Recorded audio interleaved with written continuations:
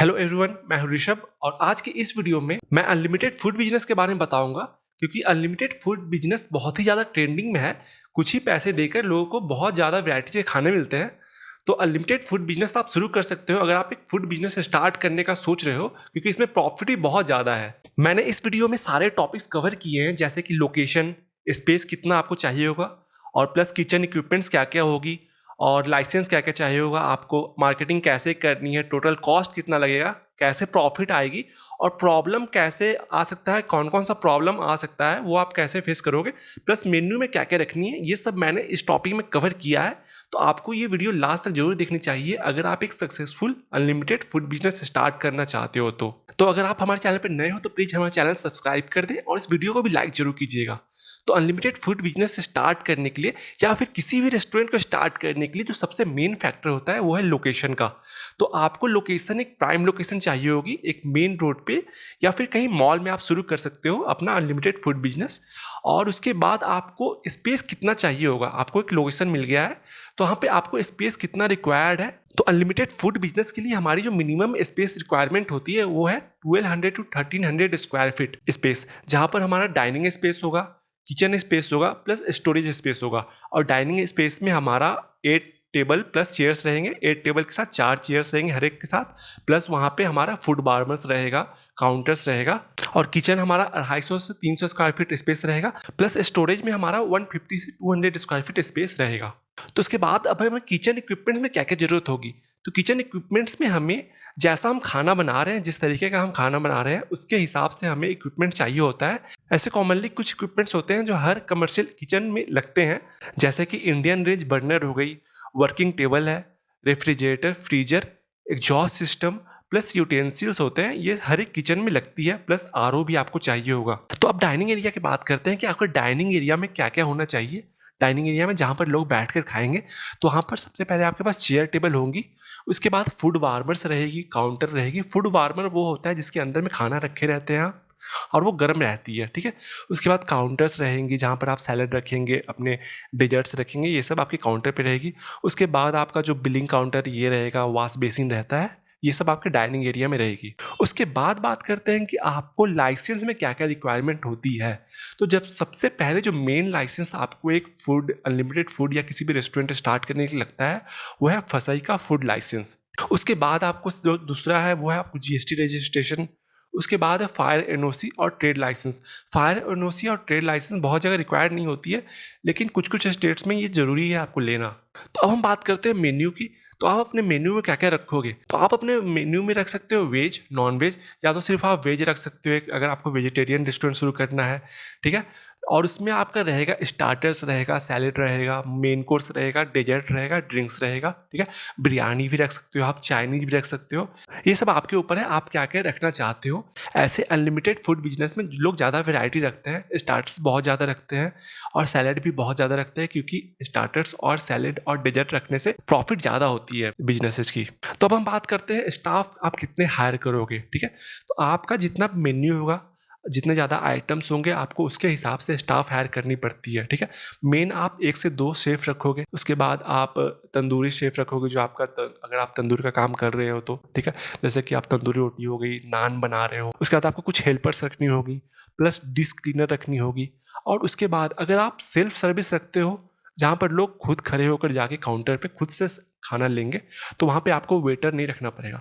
लेकिन आप चाहते हो कि आपको वेटर सर्व करें तो आपको अलग से वेटर भी हायर करना पड़ेगा, लेकिन इसमें आपका खर्च ज़्यादा आ जाता है, क्योंकि आपको फिर वेटर को भी मंथली पैसे देने पड़ते हैं। ऐसे जो ज़्यादातर अनलिमिटेड फूड बिजनेस होते हैं वो वेटर्स सर्वर्स नहीं रखते हैं, लोग खुद से जाके सेल्फ सर्विस का रेस्टोरेंट रहता है, लोग खुद से जाके वहाँ पे लेते हैं खाना, ठीक है। उसके बाद है मार्केटिंग। तो आप मार्केटिंग कैसे करोगे। तो मार्केटिंग करने का 2 तरीका होता है, एक तो ट्रेडिशनल मार्केटिंग और दूसरा है डिजिटल मार्केटिंग। तो ट्रेडिशनल मार्केटिंग में आप पैम्पलेट्स बांटते हो, बैनर लगाते हो ऑटो के पीछे, ठीक है, अपने शहर में बैनर लगाते हो, न्यूज़पेपर में ऐड देते हो, ये सब आपका ट्रेडिशनल मार्केटिंग में आता है जो कि आप कर सकते हो। और उसके बाद है डिजिटल मार्केटिंग। तो डिजिटल मार्केटिंग में आप ऑनलाइन ऐड चला रहे हो, यूट्यूब पे, इंस्टाग्राम पे, फेसबुक पे आप ऐड रन कर रहे हो। उसके बाद आप यूट्यूब पे अपना वीडियो बना सकते हो, ब्लॉग बना सकते हो, हो। आप फूड ब्लॉगर्स को भी बुला सकते हो अपने रेस्टोरेंट पर और उनको कुछ पैसे देकर अपना ऐड करवा सकते हो, उनको रिव्यू करने बोल सकते हो, ठीक है। अब उसके बाद हम बात करते हैं कि कॉस्ट क्या होगा ये अनलिमिटेड फूड बिजनेस स्टार्ट करने का। तो अनलिमिटेड फूड बिजनेस स्टार्ट करने का जो सबसे पहला कॉस्ट होता है वो है इनिशियल कॉस्ट, जो शुरू में हमें रेस्टोरेंट स्टार्ट करने के समय लगता है। तो इसमें आपको सबसे पहले लगेगा सिक्योरिटी मनी, क्योंकि आप एक स्पेस अगर रेंट कर रहे हो, आपका खुद का नहीं है, तो आपको सिक्योरिटी मनी देनी पड़ेगी, ठीक है। अगर आप प्राइम लोकेशन पे लेते हो, मेन रोड पे, मेन मार्केट में लेते हो, तो बहुत ही महंगा आता है, ठीक है। उसके हिसाब से आपको सिक्योरिटी मनी देनी पड़ेगी, जो कि आपको 1.5-2 लाख रुपए मिनिमम लग जाते हैं, और 10-12 लाख तक भी जा सकता है अगर आप बड़े शहर में हो तो।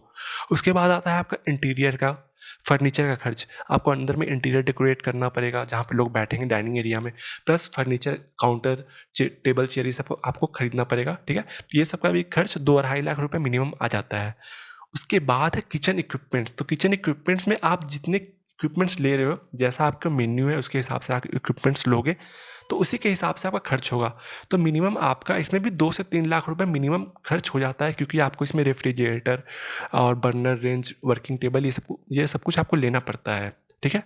उसके बाद है लाइसेंस। तो लाइसेंस में आपका मिनिमम 5 से 10 हज़ार रुपये खर्च आता है। और फिर है मार्केटिंग का। तो मार्केटिंग है आपके ऊपर कि आप कितना ज़्यादा मार्केटिंग में खर्च करना चाहते हो। 50,000, 1 लाख, 2 लाख, वो आपके ऊपर है कि आप कितना ज़्यादा मार्केटिंग में खर्च करोगे। अब नेक्स्ट है मंथली आपका खर्च क्या होगा, क्योंकि ये तो शुरू करने का खर्च था, प्लस आपको मंथली भी तो खर्च होगा ना।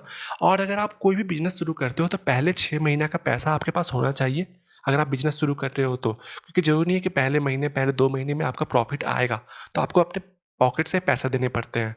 तो मंथली जो खर्च आता है वो है रेंट का, आपको रेंट देने होंगे, प्लस स्टाफ का salary, plus electricity bill, gas bill, और रॉ इंग्रेडिएंट्स, क्योंकि आपको बल्क में रॉ इंग्रेडिएंट्स खरीदने पड़ेंगे। जितने भी आप चावल, मसाला, सब्जी खरीद रहे हो, वो सब आपको बल्क में खरीदना पड़ेगा, तभी आपका प्रॉफिट निकलेगा। अब बात करते हैं कि आप अनलिमिटेड फूड बिजनेस में प्रॉफिट कैसे बनाओगे।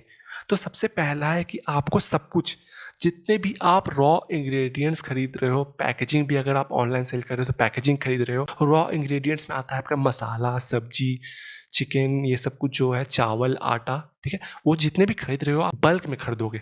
अगर आप बल्क में खरीदोगे तो आपको बहुत ही सस्ता मिलेगा। आप एक सप्लायर ढूंढ लो जो ये सब कुछ सप्लाई करता हो, आपको मंथली सप्लाई करेगा, डेली सप्लाई करेगा, ठीक है। उससे आप बल्क में खरीदो, आप बहुत ही सस्ते मिलेगा आपको। उसके बाद है आप शुरू में जब स्टार्ट कर रहे हो तो छोटे से शुरू करो, ठीक है।